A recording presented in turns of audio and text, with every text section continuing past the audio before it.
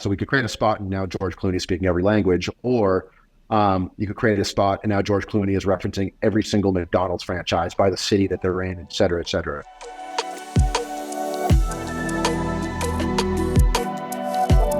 I'm excited to introduce today's guest, James Young, EVP, Head of Digital Production for BBDO North America. James, thanks so much for joining the podcast today. Yeah, no sweat. It's cool to be here.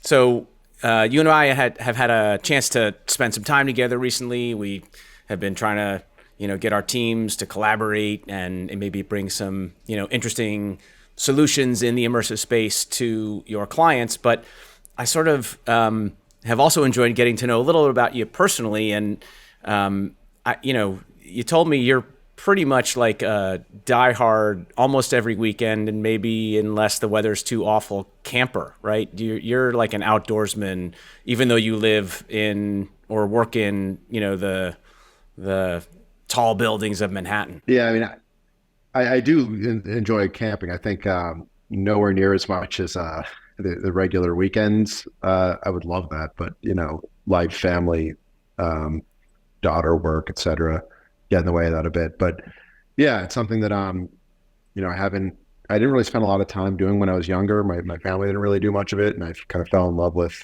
as I kind of came into my own life and my own interests. And now it's something I try to do as much as I can, just whether it's camping or just hiking, finding ways to be outside. It's become really important to kind of my mental health and clarity and enjoyment. It's kind of how I came into skiing. I barely did it growing up, and I don't know, got to go on a trip post-college with some friends and realized that when you're skiing, you can't really think about anything else, or you're going to end up with a faceplant and a yard sale of, your equipment.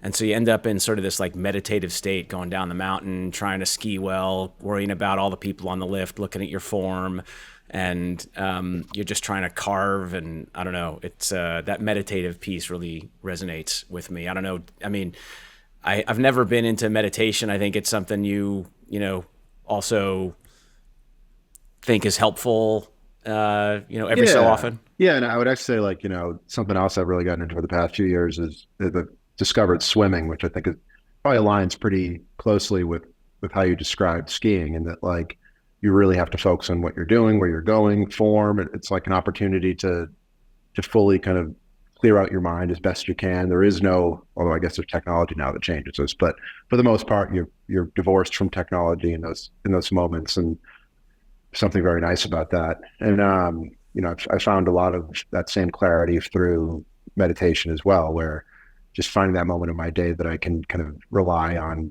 being just quiet mind, no tech, and just kind of clear myself out a little bit, The thing that I usually find is that after those moments of clarity, something will pop into your mind that hadn't really been there before. And I just wonder, your role at BBDO is pretty pivotal to a lot of the innovation that comes out of the teams there. And I would imagine that's rooted in creativity, which can often spawn from a clear mind. So maybe you could just talk a little bit about your role and how you're sort of advancing opportunities within the agency. And I don't know that a lot of people quite understand, okay, what does a creative agency do versus what a brand is thinking that a media agency should do. If you're in that world, you get it, but if you're not, it's pretty obtuse. So maybe you could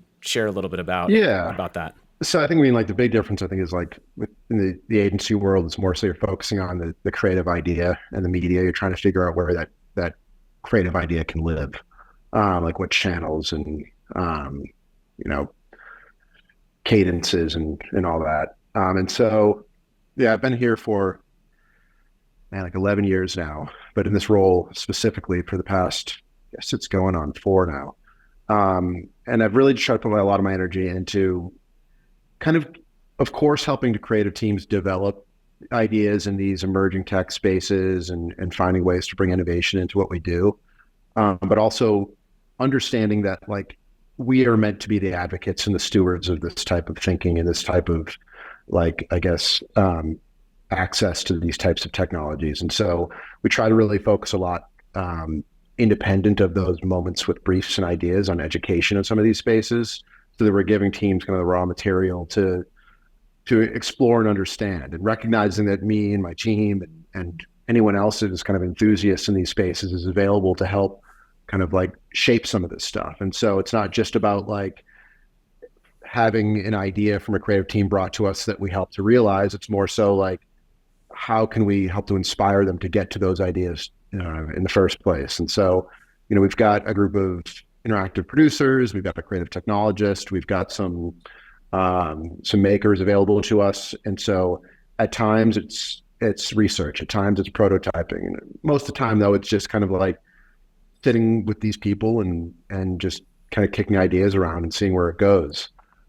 If a lot of the times, like, it's an idea that just isn't possible for whatever technical reason. And so our jobs are to find ways that we can kind of keep the spirit of that idea alive and steer it into a space that is technically feasible. Well, on the technical side, I mean, that's,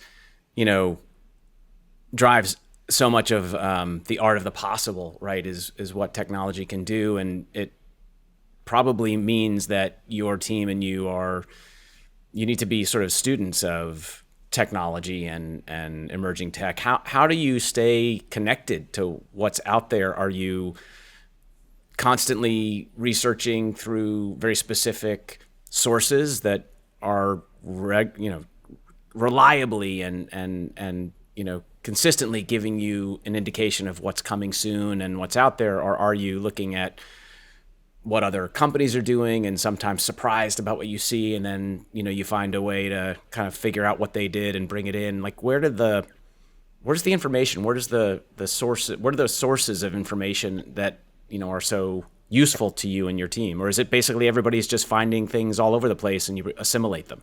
I mean, it's a little bit of that. It's casting a wide net. Like, I've got the websites and the Twitter lists, or X lists, I guess we need to learn to call them, that I follow. I try to make a habit of speaking with as many different people that are working in the space as possible, whether it's vendors or a lot of people reach out just to kind of talk and kind of learn about what I do. And I learn a lot from speaking with them.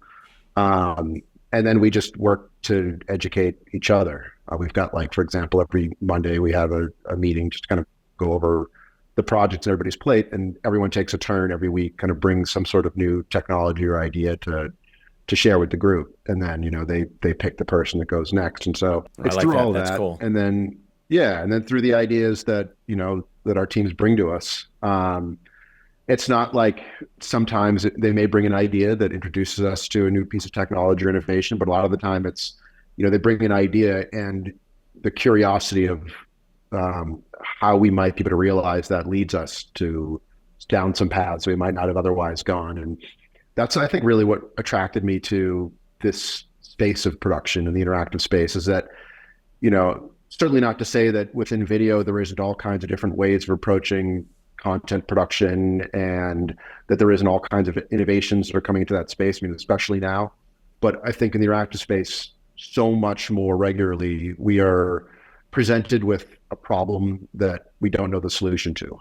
There's some sort of, question of, is this thing possible? If so, how? If not, like, what can we do instead? And then finding the right technology, having the right conversations, doing a lot of cold calls just to learn about what is and isn't doable. And that just ends up unearthing a lot that then kind of adds to the overall group knowledge base that we've got here. And, sometimes that ends up becoming the key to what we need to make another idea possible down the line. And otherwise it kind of just adds to the pile of, what we've got at our disposal knowledge wise. It sounds like it's almost, sort of an opportunity and joy to innovate more than you feel pressure to innovate.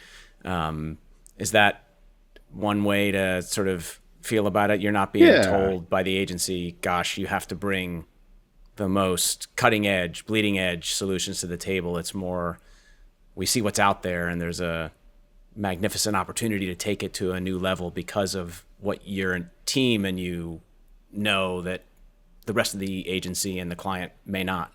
Yeah, I think that, that's one of the things that I really appreciate about the role that I have here, is that I'm given kind of the space and opportunity to kind of um, explore and put my energies toward where I think, makes the most sense to kind of to push a lot of this innovation. So, and absolutely, that's because I've got people around me that are a lot smarter than I am in a lot of areas that can help to like educate me, and then I'm able to kind of like work with them to educate others. But for example, when Web3 was kind of on the rise, like I had someone here that was named Alicia that was really well versed in that space, and putting her in a position to educate all of us so that we could then um, end up generating ideas in that space that we can then go make for clients. Doing the same thing over the past year and a half with generative AI. And so there's not so much, I guess, like a directive of like, these are the areas we want you to focus on. It's more so like when these things start to bubble up, being very proactive about quickly responding to them and finding ways to integrate them, not only into like the production of particular ideas, but overall production workflows and overall like agency innovation. Yeah, I mean, I guess it's kind of like in my past, some of the roles I've had have been very focused on partnerships and deal making. And one of the things you kind of learn early in your career around that is putting a deal in place with a new partner only works if it's operationally executable. And it sounds like that is sort of a parallel. You might have ideas, but if you don't have a way to actually deliver it, you've got to find that solution, or the idea isn't even going to be able to, be fully developed, much less come to life. And this team around you kind of, brings the candy store, into the room, and the solution, if it's going to be there, that team will find it for you. Yeah. And like that, I think it's been one of the more interesting like challenges and goals of mine over the past not even near, I guess, months that I've been in the North American role, is that, when you're focusing on building out projects, you can get a lot more creative and scrappy with how you make that thing work and happen, because you need to do it once. But now when looking at ways to kind of operationalize some of this technology to kind of be more of like a consistent resource, you need to look at it obviously in a different way and have different conversations and figure out a lot more conversations with legal and finance than I've preferred to have in the past. They're all lovely people, but I've enjoyed being in opportunities where I can kind of push things through, beg for forgiveness instead of ask for permission where possible. You don't like having to try to anticipate the regulatory environment around AI as you're trying to come up with creative solutions. So, dude, that's been my last like year and a half. So as much as I'd like to say, yeah, it's nice to avoid, it is actually something that has been kind of at the forefront, because like, it's, AI specifically, I've spent quite a bit of energy on over the past year and a half. And I think generative AI more so than AI. AI has been, at the forefront for, over a decade at this point, but generative specifically. And like, you see all the promise and you see where this stuff can go and how it can change workflows and how it can enable creativity. But, the legality of it all is not there with a lot of these tools yet. And so, a lot of the conversation I have around that stuff is about understanding the potential and being comfortable exploring that space, so that like when a lot of these opportunities and technologies are realized to the level that they need to be, whether that's technologically or legally, that we understand it, we played in the space, and we're ready to kind of move quickly against those new developments. AI is a whole topic, and maybe we will end up coming back around to it. Want to shift a little bit based on some of the work that we do, and that I think our listeners tend to be interested in, and that is around what's happening in immersive platforms, whether it's open gaming environments like Roblox and Fortnite Creative, or thinking about how immersive experiences should exist as extensions of websites and mobile apps in a branded environment. When you sort of look at that space, just more broadly, how often has it come up in sort of your exploration? How important does an immersive strategy, or a strategy to reach consumers who spend time in immersive environments, how important is that to a lot of the clients that you work with? I mean, certain clients, it's a lot more important than others, but that's just because of the product or the service that they offer. But I think, everybody is um, aware in developing their strategies and participating in these environments at least some capacity. Maybe it's kind of crazy not to, given the numbers and the type of audience that's there.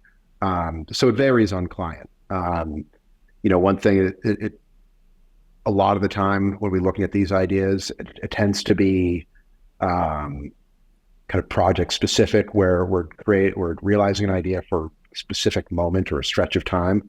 And one of the things I think that we're starting to see gladly is a lot of these clients looking more long term, looking more at like instead of like having a quick little moment in these worlds, what does it look like to take some of these learnings and some of these expectations from these users and bring them more wholeheartedly into their own ecosystems and have more of a consistent presence in some of these spaces.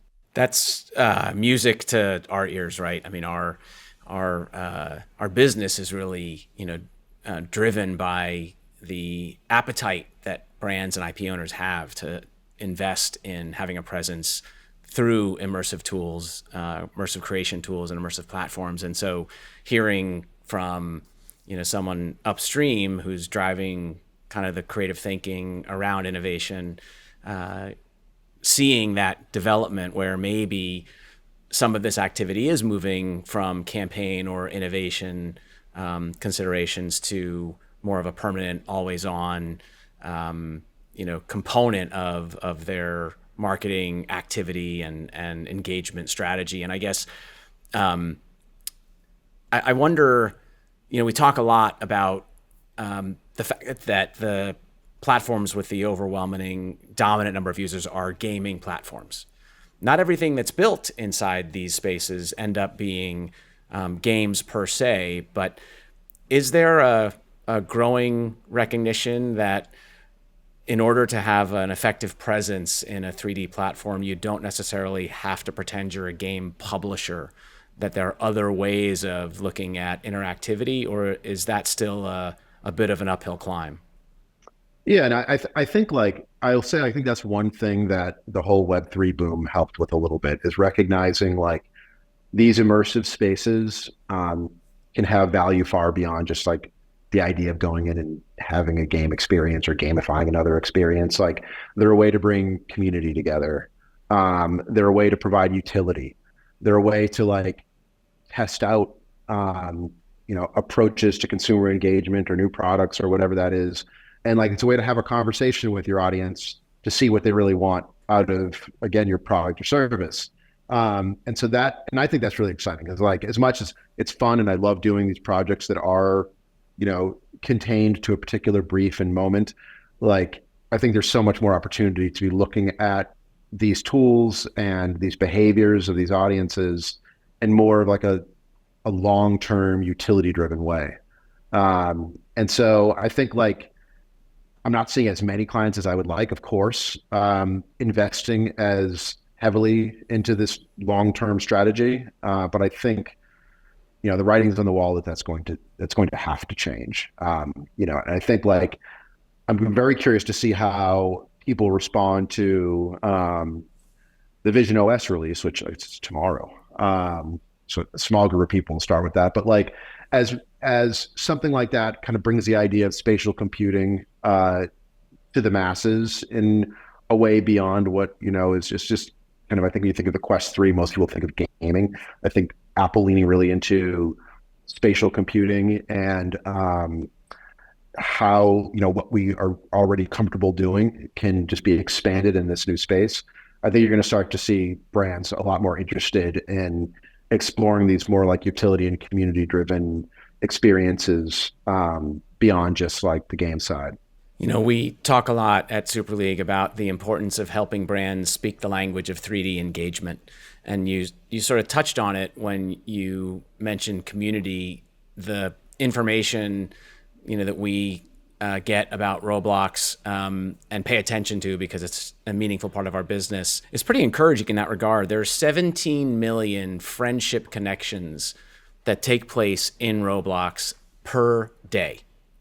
70 million daily active users, 17 million friendship connections. So there's something happening there that's not just about a challenge in a game or progressing, in an adventure. There is a social fabric that's created through these platforms. And it does seem to me that, if a brand wants to connect with younger consumers who are spending so much time, I mean, the average daily time spent on Roblox for Gen Z is higher than the average daily time spent by Gen Z on TikTok.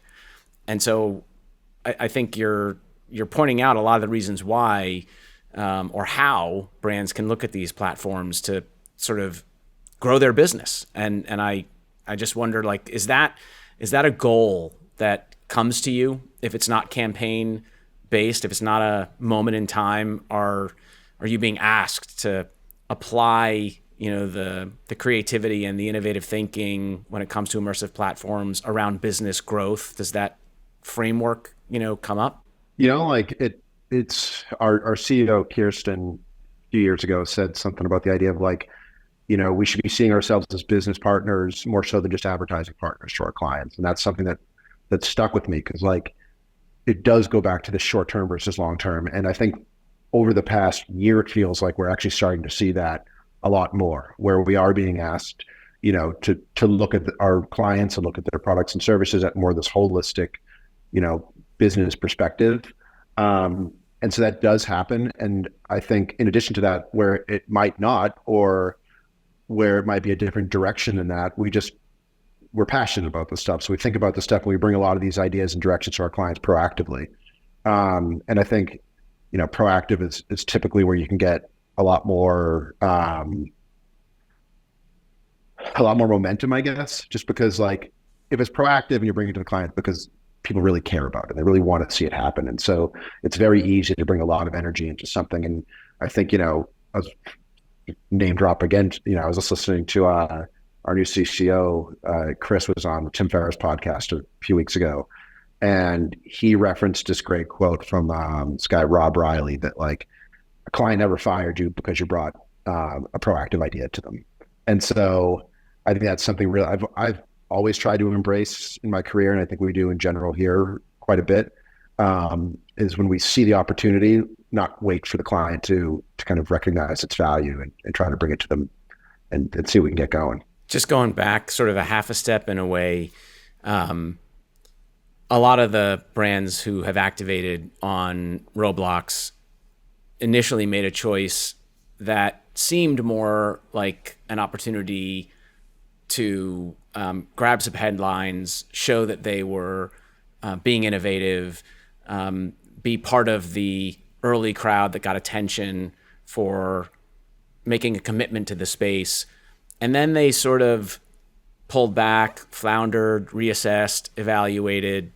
Some have doubled down, some are still waiting in the wings, and of course there are new entrants. Is the expectation when you think about the future of immersive platforms that brands will be looking at a Roblox as a next generation Instagram or Facebook, versus knowing that there are valuable consumers there? They love engaging in 3D spaces, but if they're going to invest to create a 3D environment, it would be much better housed inside their own website or their own app. Or is it a combination? And I draw this distinction a little bit to what happened in social media. When social media first arose, a lot of companies started to try to create social networking features and functionality on their own websites, but they just couldn't keep up with the product innovation that was happening at companies like Facebook, as it was named at the time. And eventually they just sort of ceded their entire community development, interaction, and social activity to these platforms. And I know that they're not all very happy about that, because now they have to pay a toll to reach that audience every time they want to do so. And so it seems to me there's an opportunity to flip the script here. But I would imagine it's still going to be important to have a presence where the users are, but also have something back in their home space, in their O&O, that is a comfort zone for those same users. How do you think about that dynamic? Yeah, I mean, I agree.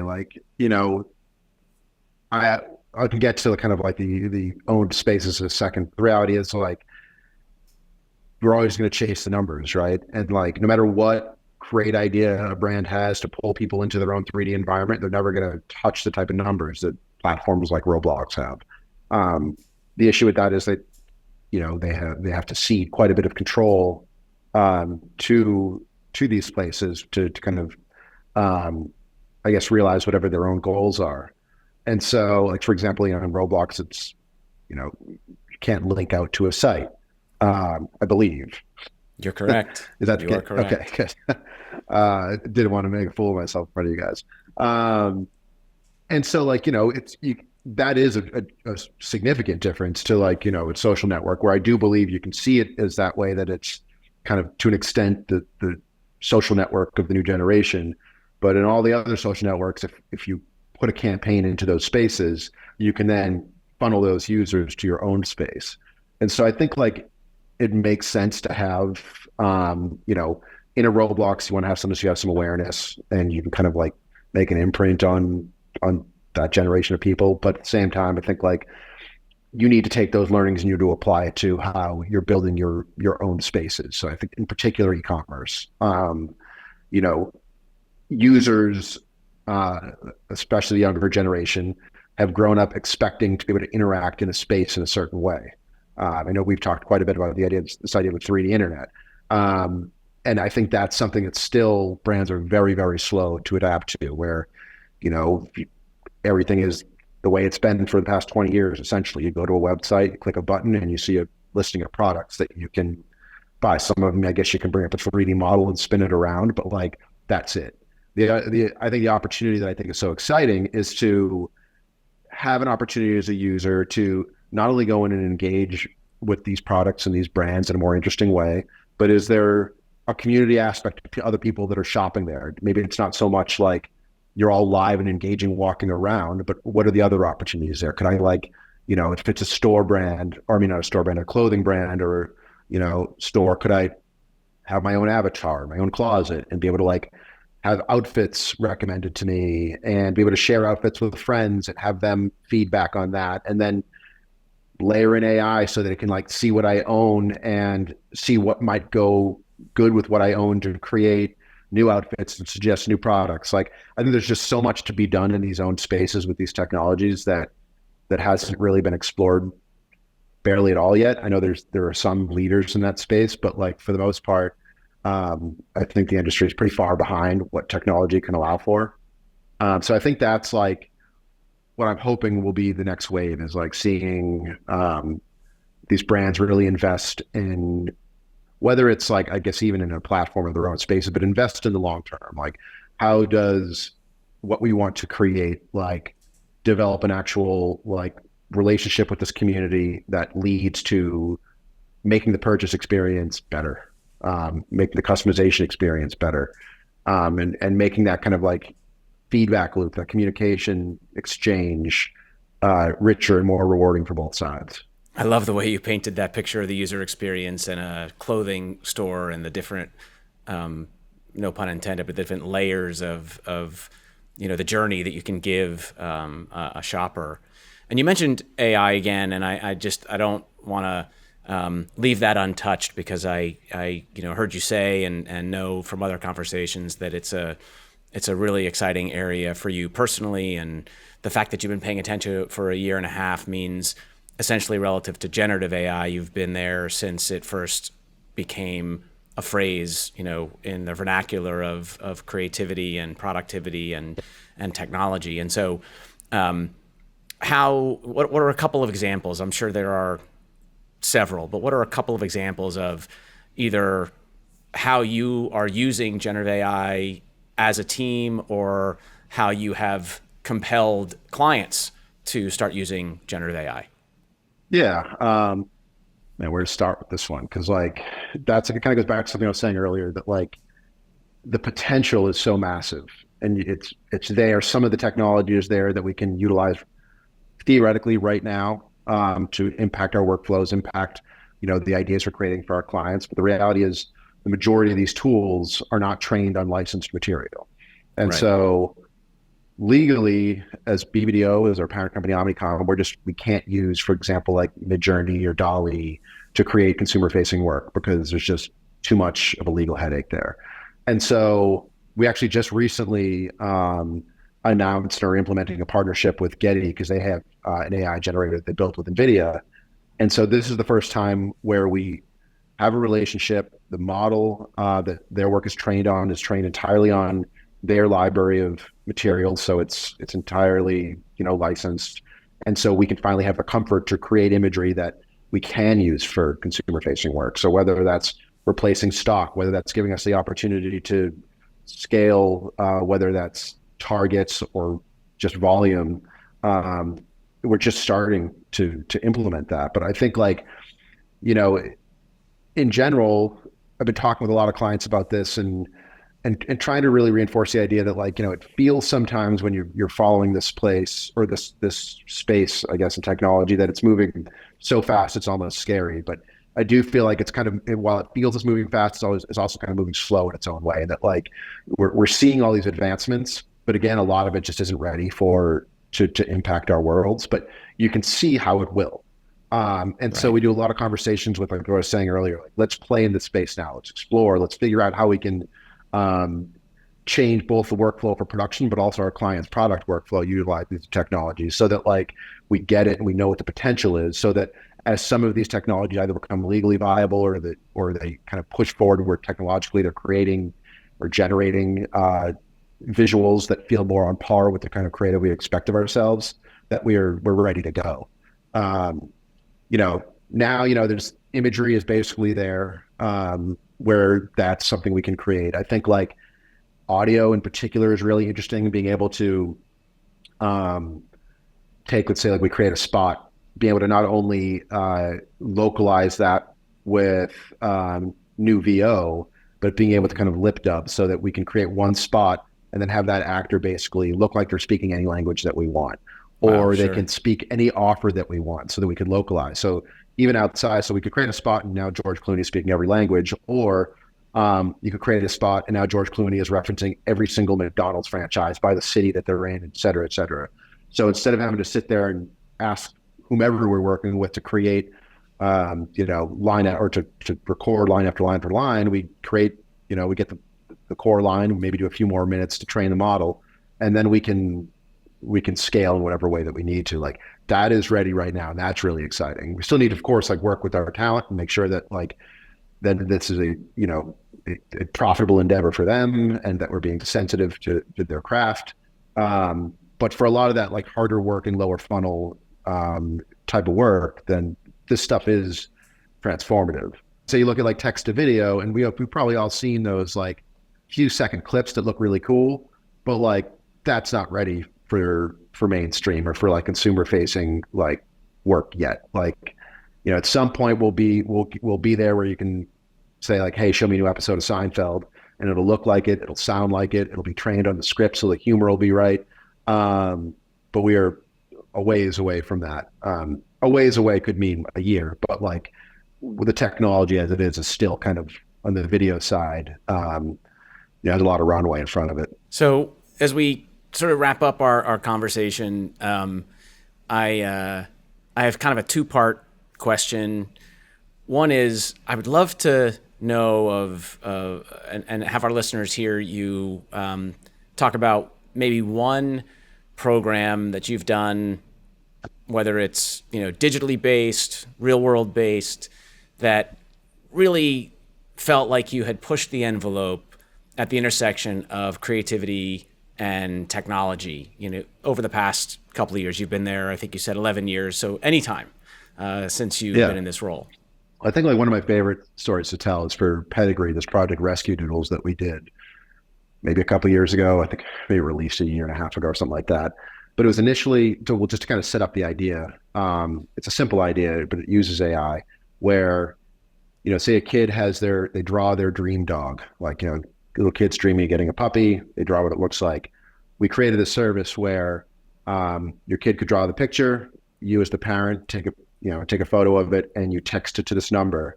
And then in the background, it basically tries to identify what kind of dog that is or how close it is, to a particular dog. And then it looks for shelters in your area that have dogs for adoption that look like that drawing. And Wow. so, That's we're fun. able to That's kind of great. like, yeah, it's great. Like, and it's one of those things where like, especially early on, it could be hard to talk about how AI enables this type of stuff. And this is before generative AI made it kind of much more part of the zeitgeist. But it's one of those ideas where like you hear it and you get it. Like, oh, there's this magic box in the background that's looking at this, figuring out what it is, and matching with this.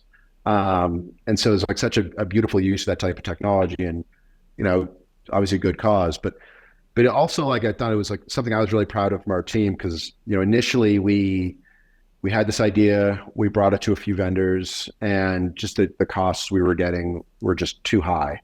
And so we kind of sat on the idea for, I think it was like a year, and Wow. it never got out of our heads. We just loved the idea. And so over a holiday break a couple of years ago, one of our producers and one of our developers just, they dove into Google's Auto ML engine. And, I believe they were able to grab an API from, I don't know if it was Adopt a Pet, or just one of the adoption sites. And they were able to make a working prototype, and we're able to figure out like, okay, this, not only can this thing be made, but have a very clear understanding of how it can be made. And so we were able to kind of to scope it out at like a third of the cost of what initially had come to us. And we brought it back to the client, represented it, and they bought it within an hour. And then we went and made the thing. That's a great example of, especially the 1 year sort of waiting period. I love that. So that kind of leads to the final question, which is, you went to that client, you went to Pedigree a year earlier, or maybe had talked about ideas even prior to that. You got back in front of them, and they were really excited. There must have been some level of openness that the client had to this type of innovation, and I guess it leads me to, if there were one piece of advice that you could give to a marketing team, a CMO, somebody who may be thinking about innovation in particular for a brand where they work, what would be the one guideline that you would give them as they're thinking about entering this sort of more forward thinking area, again at the intersection of creativity and tech? I guess it's like, to always be open to it through the lens of like, regardless of what you make, what you do, you're going to learn a lot, and that's going to help inform how you approach this space and other spaces like this moving forward. And there's always going to be those clients that just kind of wait for everybody else to figure out, how to enter and, I guess, incorporate these technologies, like how to enter these new spaces, incorporate these new technologies into what they do. But the ones that do kind of like trailblaze are the ones that end up being kind of like not only getting the attention for it, but typically end up reaping the rewards of being kind of first movers in the space, with whether that's like financially, whether that's with brand awareness. And so I think like looking at it from the long-term perspective of like what do you have to gain and learn from playing in this space, and how can it apply to kind of how you see these in the future. And then I don't know if this is so much for the marketers themselves, the brands themselves, or those trying to work with these brands, but always try to like find a way to make the idea as easy as possible to say yes to. And Mm-hmm. so a lot of times that's like, coming up with a scope that kind of gives a taste first, like a small little entry. It's a low budget, but like, kind of gives the client and the team the opportunity to test and explore without that initial larger investment that might be needed to really kind of jump headfirst into something. But it's knowing your client, right? Like, are they the ones that may need a little bit of a safety net in that regard, or are they the ones that are open to a little bit more risk that comes to diving headfirst? But so I guess like, recognizing your client, recognizing their goals, and putting the right kind of like approach to these types of technologies in front of them. I like that, and that's definitely something I got to make sure we're thinking about at Super League. And the team really does typically approach things that way, but it's a good reminder, and I like the theme of getting somebody started. A lot of times, just getting out of the gate is the first step that takes you to a pretty far distance. We've had a lot of success with prototyping as well, where especially if it's an emerging space, being able to like, instead of show a client a slide or tell them something, being able to like show them something or let them play with something, that tends to get them and their bosses really excited. That's how, the Rescue Doodles example I was telling you about, we made a working prototype and we showed it to them and they were blown away, and then they invested in making the whole thing. So sometimes like a little bit of that uptime, like sweat equity can really pay off. That's great. That's a good reminder again. And I think, just that story alone is sort of evidence of a great way to enter the picture when you're working as a vendor, or as you're thinking about, to your point, how do you help your brand? How do you help your employer grow in a unique way? And I think that's really, the ultimate challenge. You have to grow in a traditional way, but you always have to grow in a slightly unique way to keep pushing the envelope and getting the response you want from your customer base. Well, look, James, it's a super fun conversation, and I'm really thankful you spent the time with us.